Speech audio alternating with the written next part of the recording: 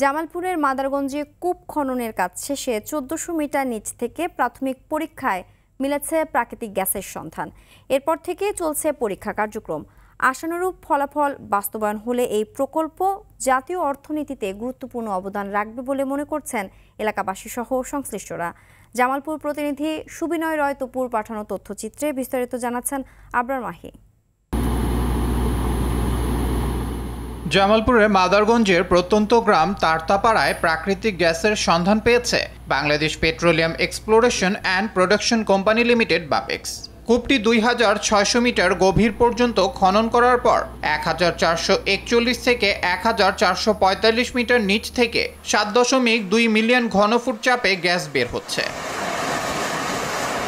স্থানীয়রা বলছেন এ প্রকল্প শুধু জাতীয় অর্থনীতিতে অবদান রাখবে না, বরং এই অঞ্চলের কর্মসংস্থানের নতুন দরজাও খুলবে। যে গ্যাস উৎপাদন হয়েছে আমরা খুবই খুশি, কারণ গ্যাস হয়েছে আমাদের এই এলাকার একটা উন্নয়ন।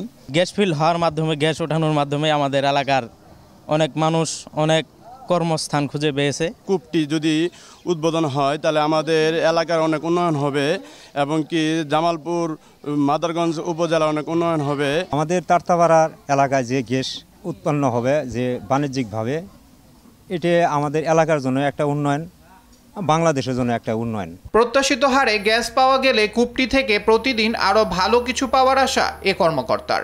১৪৪০ থেকে ১৪৪৫ মিটার সাকসেসফুলি একটা জিএসটি আমরা করতে পেরেছি। আমরা আশাবাদী পরবর্তী জিএসটিতে আমরা আরো ভালো কিছু পাবো। এই কূপটি জামালপুর অঞ্চলের জন্য একটি বড় প্রাকৃতিক সম্পদের উৎস হয়ে উঠতে পারে বলে মনে করছেন এলাকাবাসী। আবরার মাহি, RTV।